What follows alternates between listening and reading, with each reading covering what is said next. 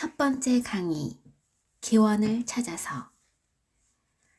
이 책은 26세기 전 밀레토스에서의 이야기로 시작합니다.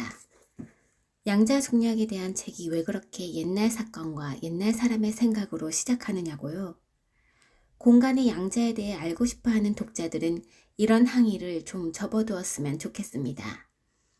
아이디어가 자라나온 뿌리부터 시작하면 이해하기가 훨씬 쉽거든요. 그리고 세계를 이해하는 데 효과적이라고 밝혀진 상당수의 아이디어들은 2000년 이상 전에 생겨났어요. 우리가 그 탄생을 잠깐 살펴보면 그 아이디어들이 더 명확해지고 이후의 단계들이 더 간단하고 자연스럽게 이해될 겁니다. 하지만 또 다른 이유가 있습니다. 고대에 처음으로 제기된 어떤 문제들은 우리가 세계를 이해하는 데 지금도 결정적으로 중요하기 때문입니다. 공간 구조에 관한 몇몇 가장 최신 아이디어는 그때 도입된 개념과 논점을 이용합니다. 저는 이런 먼 과거의 아이디어에 관해 이야기하면서 양자중력의 핵심이 될 물음들을 꺼내놓겠습니다. 이렇게 하면 양자중력을 다룰 때에 과학적 사고의 기원에까지 거슬러 올라가는 아이디어와 철저히 새로운 아이디어들 사이를 구별할 수 있을 겁니다. 앞으로 보게 되겠지만 고대의 과학자들이 제기한 문제들과 아인슈타인과 양자중력이 찾아낸 해답들 사이에는 놀랍도록 가까운 연결 관계가 있습니다. 01. 알갱이들. 전해지는 얘기에 따르면 기원전 450년 밀레토스를 떠나 압데라로 가는 배에 한 남자가 타고 있었습니다. 지식의 역사에서 결정적으로 중요한 여행이었습니다. 아마도 이 남자는 귀족 계급이 폭력적으로 권력을 되찾아가던 밀레토스의 정치적 소요를 피해 달아나고 있었던 것 같습니다. 밀레토스는 부유하고 번창한 그리스 도시였습니다. 아테네와 스파르타의 황금기 이전 그리스 세계의 중심 도시였죠. 번화한 상업 중심지로서 흑해에서 이집트에 이르는 100여 개의 식민지와 상업 전초지를 지배하고 있었습니다. 메소포타미아에서 온 대상들과 지중해 전역에서 온 배들이 밀레토스에 도착했고 여러 아이디어들이 퍼져나갔습니다. 그전 세기에는 밀레토스에서 인류에게 근본적으로 중요한 사고의 혁명이 일어났었습니다. 일군의 사상가들이 세계에 관해 질문을 던지는 방식과 대답을 찾는 방식을 다시 만들었던 것이죠. 이 사상가들 중 가장 위대한 이가 아낙시만드로스였습니다. 태고적부터 아니면 적어도 우리에게 전해진 기록 문서를 인류가 남기기 시작한 이래로 사람들은 세계가 어떻게 존재하게 되었는지, 세계가 무엇으로 이루어져 있는지, 세계는 어떻게 질서 지어져 있는지, 왜 자연 현상들이 일어나는지와 같은 것들을 물었습니다. 수천 년 동안 사람들이 내놓은 대답들은 모두 서로 비슷했습니다. 신령들, 신들, 신화적인 상상 존재들과 그 밖의 비슷한 것들에 대한 정교한 이야기들을 이용한 대답들이었지요. 서양 문자판에서부터 중국 고대 문헌까지, 피라미드의 상형 문자 기록에서 수족 인디언들의 신화까지, 고대 인도의 문헌에서 성서까지, 아프리카인들의 이야기에서 호주 원주민의 이야기까지, 이 모든 것들은 다채로우나 기본적으로 아주 단조로운 흐름이었습니다. 깃털 달린 뱀과 거대한 암소, 돌로 된 알에서 태어나거나 빛이 있으라 말하고 심연 위에 숨을 불어넣어 세상을 창조하는 진노하고 논쟁하고 상냥하기도 한 신들의 이야기입니다. 그런데 기원전 5세기 시작 무렵 밀레토스에서는 탈레스, 그의 제자 아낙시만드로스, 헤카타이오스, 그리고 그들의 학파들이 대답을 구하는 다른 길을 찾습니다. 이 엄청난 사고의 혁명은 새로운 양식의 지식과 이해를 계시하고 과학적 사고의 첫 새벽을 알립니다.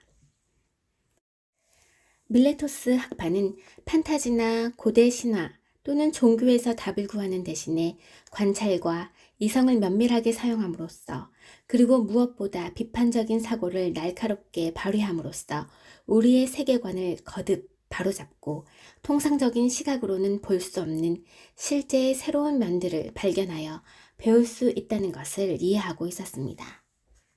어쩌면 정말로 결정적인 것은 다른 방식의 사고를 발견했다는 사실일 겁니다.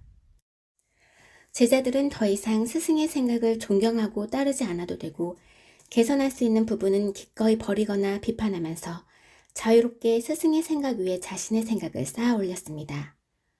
이것은 학파의 사상을 전적으로 고수하거나 전부 반대하는 것 사이에 나 있는 새로운 중도입니다. 이는 이후의 철학적이고 과학적인 사고의 발전에 열쇠가 됩니다. 이 순간부터 지식은 과거의 지식을 자양으로 삼지만 동시에 비판을 통해 지식과 이해를 개선할 수 있다는 가능성에 힘입어 아찔한 속도로 성장하기 시작합니다. 헤카타이오스가 쓴 역사책의 눈부신 도입부는 우리 자신의 오류 가능성을 의식하고 있으면서 이러한 비판적 사고의 핵심으로 들어갑니다. 나는 나에게 참되게 보이는 것들을 기록했으니 그리스인들의 설명에는 모순되고 터무니없는 것들이 가득해 보였기 때문이다. 전설에 따르면 헤라클레스는 테나로 곳에서 하데스로 내려갔다고 합니다. 헤카타이오스는 테나로 곳을 찾아가 실제로는 그곳에 하데스로 가는 지하 통로나 다른 길이 없다는 것을 확인하고서 전설이 거짓이라고 판단을 내립니다. 이것은 새로운 시대의 새벽을 알리는 일이 됩니다. 지식에 대한 이 새로운 접근 방식은 빠르고 인상 깊은 효과를 발휘합니다. 그 몇 년 뒤에 아낙시만드로스는 지구가 하늘에 떠 있으며 지구 아래로도 하늘이 계속된다는 것을 이해합니다. 지상에 물이 증발해서 빗물이 된다는 것도요. 그는 세계의 다양한 물체들은 그가 아페이론, 무한정자라고 부르는 단일한 단순 성분을 통해 이해될 수 있다고 생각합니다.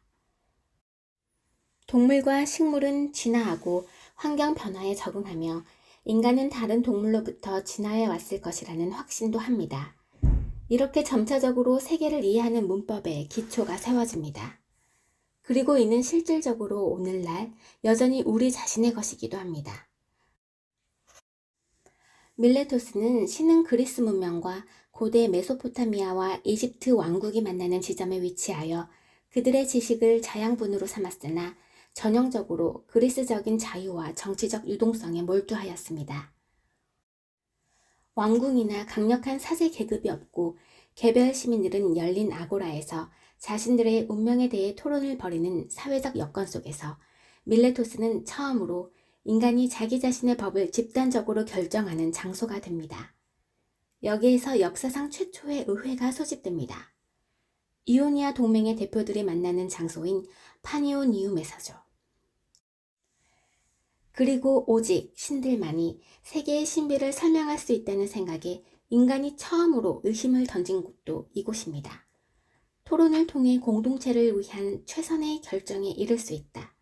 토론을 통해 세계를 이해할 수 있다. 이것이 바로 밀레토스의 위대한 유산입니다. 정말이지 철학과 자연과학 그리고 지리적 역사적 연구의 요람인 도시입니다. 지중해 시대와 근대의 모든 과학과 철학의 전통이 기원전 6세기 밀레토스의 사상가들의 사색 속에 결정적인 뿌리를 내리고 있다고 해도 과언이 아닙니다. 이 찬란했던 밀레토스는 곧 비참한 종말을 맞았습니다. 페르시아 제국의 침략, 반제국 봉기의 실패에 이어 기원전 494년 도시는 무참히 파괴되고 많은 수의 주민들이 노예로 끌려갑니다. 아테네에서는 시인 프리니코스가 밀레토스의 함락이라는 비극을 썼는데 공연을 본 아테네인들이 너무도 비통해하는 바람에 재상연이 금지될 정도였습니다. 그러나 20년 뒤 그리스인들은 페르시아의 위협을 물리칩니다. 밀레토스는 재건되어 다시 인구가 늘고 상업과 사상의 중심지의 지위를 되찾아 그 사상과 정신을 다시 한번 빛냅니다. 우리가 이 장을 시작하면서 언급했던 그 남자는 밀레토스에서 압데라로 가는 배에 올랐을 때 이러한 정신에 감화되어 있었을 게 틀림없습니다. 그의 이름은 레우키포스입니다. 그의 삶에 대해서는 거의 알려져 있지 않습니다. 그는 대우주론이라는 이라는 책을 썼습니다. 레우키포스는 압데라에 도착하여 과학과 철학의 학파를 세우고 곧이어 한 젊은 제자를 받아들이게 되는데 이후 모든 시대의 사상에 바로 이 젊은이의 긴 그림자가 드리워지게 됩니다. 그가 바로 데모크리토스입니다. 이 두 사상가가 함께 고대 원자론의 장엄한 대성당을 짓습니다. 레우키포스가 선생이었죠. 훌륭한 학생인 데모크리토스는 모든 분야의 지식에 관한 수십 권의 책을 썼는데 고대의 깊은 존경을 받았습니다. 당대의 사람들이 그의 작품을 익히 알고 있었죠. 세네카는 그를 고대인 중 가장 명석한 이라고 불렀습니다. 키케로는 천재성의 위대함뿐만 아니라 영혼의 위대함에 있어서 데모크리토스와 비교할 수 있는 사람이 누가 있는가 하고 묻습니다. 그렇다면 레우키포스와 데모크리토스는 무엇을 발견했던 것일까요? 밀레토스인들은 이성을 사용해서 세계를 파악할 수 있다는 것을 이해했습니다. 다양한 자연 현상들이 단순한 무언가에서 기인하는 것이 틀림없다고 확신하고는 바로 이 무언가가 무엇일지를 이해하려고 시도하였습니다. 만물을 이루고 있는 일종의 근본 물질을 생각해냈습니다. 밀레토스인 중 아낙시메네스는 이 근본 물질이 응축되거나 희박해짐으로써 세계를 구성하는 한 원소에서 다른 원소로 바뀐다고 생각했습니다. 처음으로 물리학이 싹튼 것이었습니다.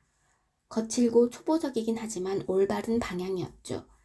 세계의 숨은 질서를 파악하기 위해서는 어떤 발상이, 그것도 거대한 발상이, 거대한 비전이 필요했던 것입니다. 레우키포스와 데모크리토스가 바로 그런 발상을 생각해냈던 것이죠. 데모크리토스의 체계의 기본 발상은 아주 단순합니다. 우주 전체는 끝없는 공간으로 이루어져 있으며 그 속에서 무수한 원자들이 돌아다닙니다. 공간은 한계가 없습니다. 위도 아래도 없습니다. 중심도 경계도 없죠. 원자들은 모양 외에는 그 어떤 성질도 같지 않습니다. 무게도 색도 맛도 없습니다. 관례상 달고, 관례상 쓰고, 관례상 뜨겁고, 관례상 차갑고, 관례상 색이 있는 것이지 실상은 원자와 진공일 뿐이다. 원자는 나눌 수 없습니다. 실제의 기본 알갱이로서 더 이상 나눌 수 없습니다. 모든 것이 이 알갱이로 이루어져 있죠. 원자들은 공간 속을 자유로이 돌아다니다가 서로 부딪힙니다. 서로 붙기도 하고 서로 밀치고 당기기도 합니다. 비슷한 원자들은 서로 끌어당겨 모입니다. 이것이 세계의 짜임입니다. 이것이 실제입니다.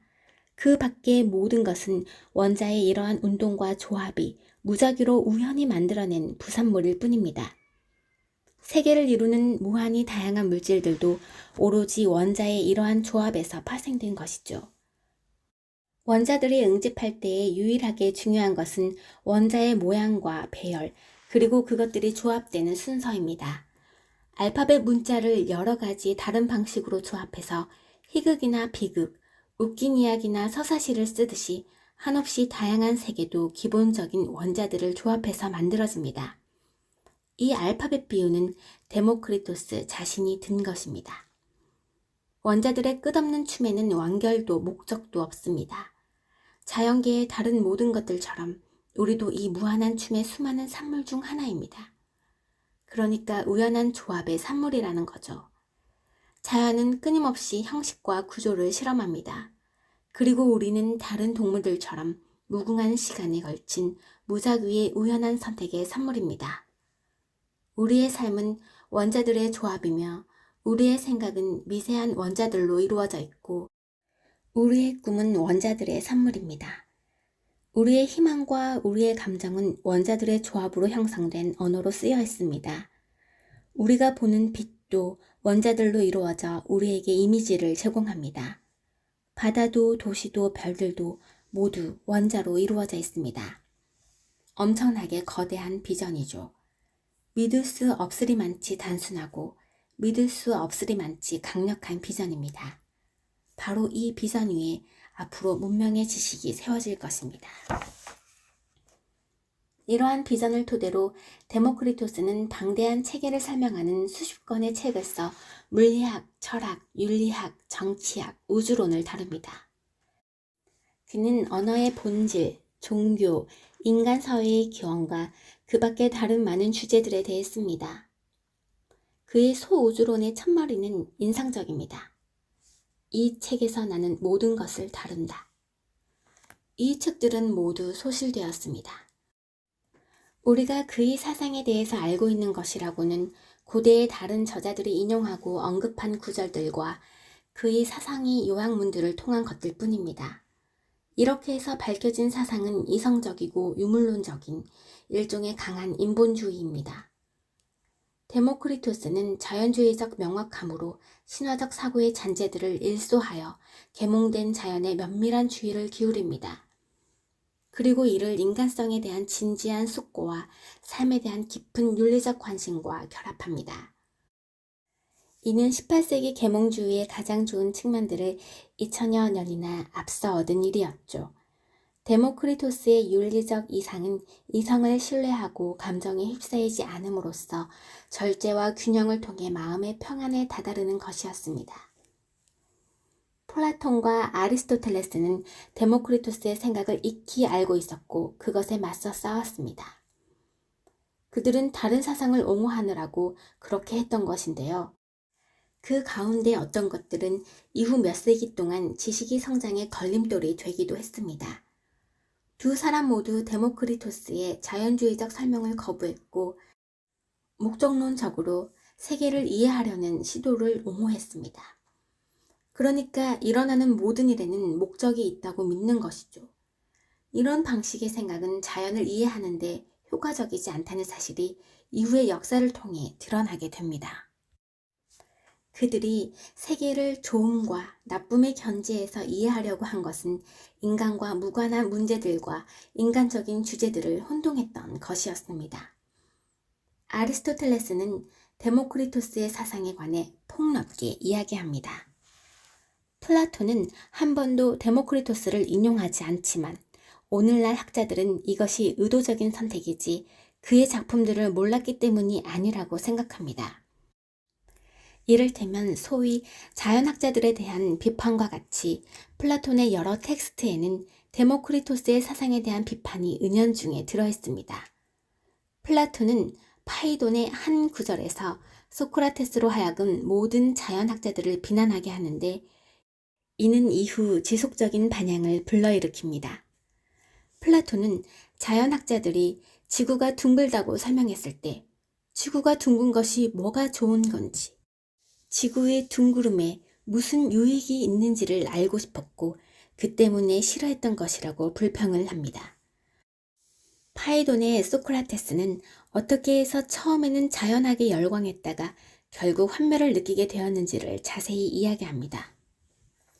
나는 그가 우선 지구가 평평한지 둥근지를 말해주리라고 기대했고 다음에는 반드시 그런 모양이어야 하는 이유도 설명해주리라고 기대를 했었어. 더 좋은 것이 무언지 그리고 지구가 이런 모양을 하고 있는 것이 더 좋다는 것을 이야기하면서 말이야.